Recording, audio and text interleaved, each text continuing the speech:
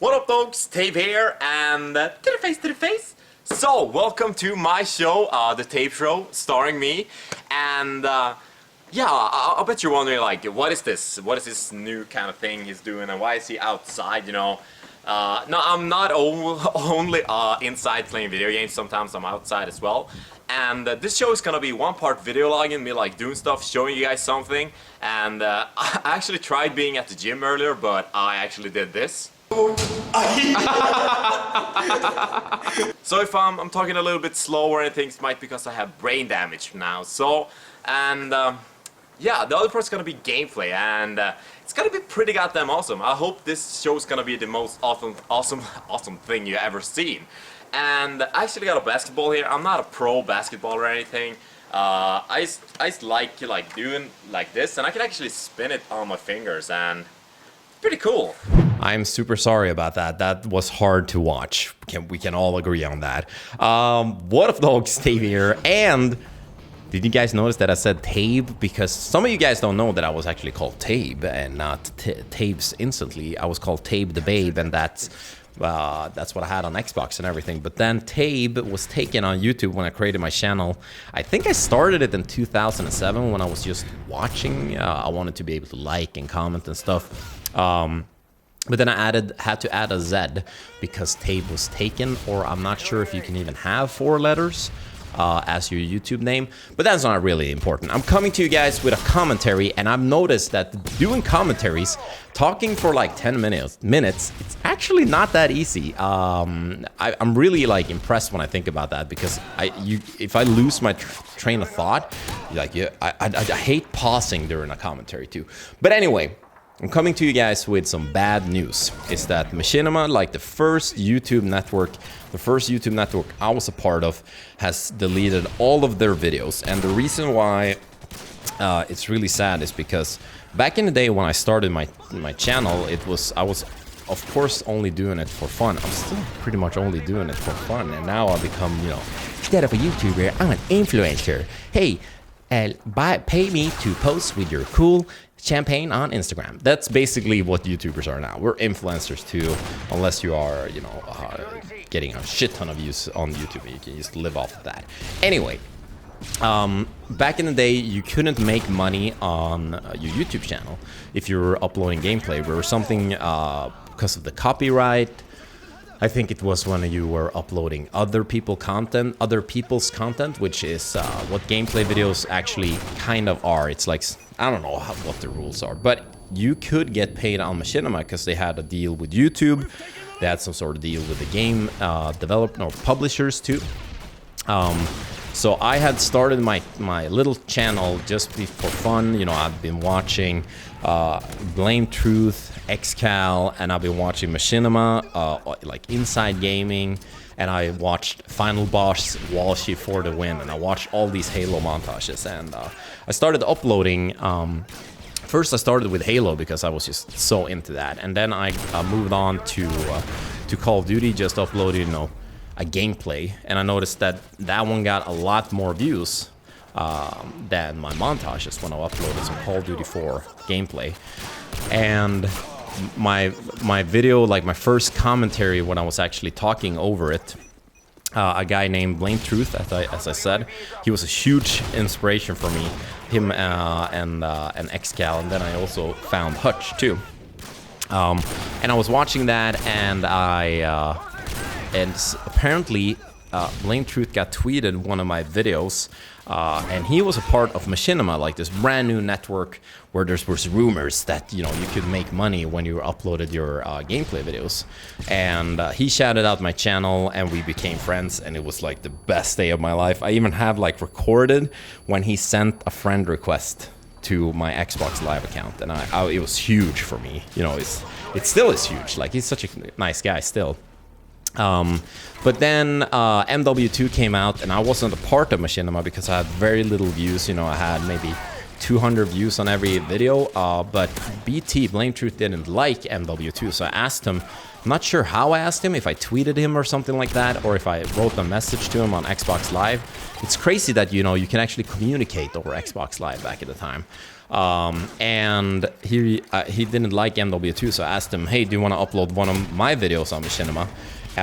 And I was just, I just, you know, didn't imagine that it would get as much views as it actually got. And it was my Wasteland nuke on MW2, where I get a nuke in probably like 4 or 5 minutes, and I talk kind of like, I think I say the R word a couple of times in it. I mean, you don't call anyone. What is it Michael Scott says? You don't call people retarded. You call your friends retarded. So you can't really say that, but it was a joke. Sorry. But so he took my video and he uploaded it on Machinima, and I remember coming home one night, I think it was Friday or Saturday. I was a little bit drunk, and I came home, I opened my MacBook that I had, you know, this white old plastic MacBook, and I looked at Machinima. I was like, holy shit, my video is up on Machinima now, and it was linked. They actually had linked, I think, Blame Truth's channel and mine in the description, and I had already, you know, gotten like 2,000-3,000 subs, and this was in maybe in the middle of November 2009, and it was huge for me, and I didn't even care that I think Blame Truth just made a lot of money off of that video because it had over 2 million views, but now it's all gone. Because I'm not sure the reason why Machinima removed all of them. I'm not super surprised though. I woke up on Saturday with a couple of tweets added me where it said like, oh, Machinima's, all their videos are gone, your videos are gone too.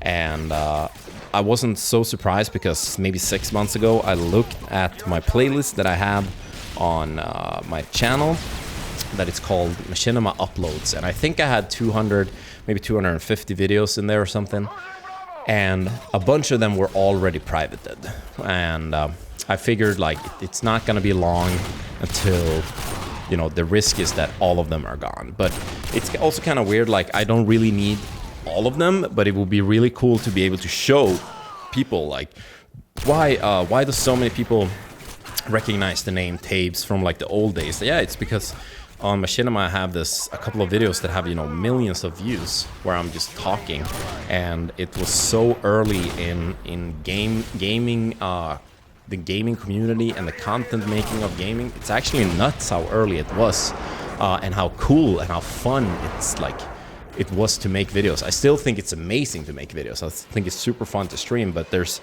something special to me about sitting like this and talking, and I think it's sad that all of them are gone.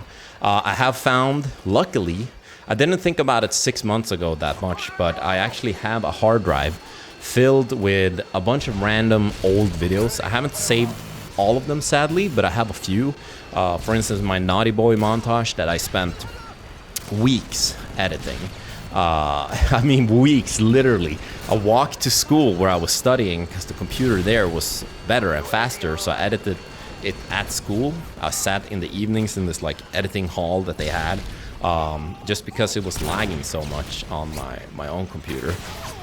That one is gone from Machinima, but I got good news. I found it on a hard drive. There's also some people who have re-uploaded some of the videos. So if you guys find some of them, like this is not on Machinima anymore, but I found it, feel free to tweet it at me, and I might be able to download it and upload it on my channel and just remove, you know, the intro, the outro logo of Machinima. And I think that one of the reasons too why they have removed it, I'm not 100% sure, but Machinima was super poorly handled. But it was also like the place that was so cool. Oh my god, is this a nuke? I just thought it was a random gameplay. I think I might get a nuke here, guys. I think 2-3 years ago or something, maybe longer, maybe 5 years ago, Machinima asked me if I still wanted my videos up on their channel, and I said of course, yeah, but I had to like sign a contract and say no to all the revenue that the videos were making. So I'm thinking like they had problems to keep paying out, you know, a couple of dollars here and there for video content creators, and I really don't care anything about the money that they were making. You know, they were getting maybe like a couple of thousands of views every month, and that's like not a lot of money, but it was still like the thing that they're still there and there's something that you can show to your friends and to like people like, hey, look at this. This is actually a lot of views. Hey, and I won with a tactical nuke. And I think if you guys want to see some of the old videos, I think I'm just gonna upload the Naughty Boy anyway, because that is a good montage, and I spent a long time editing it.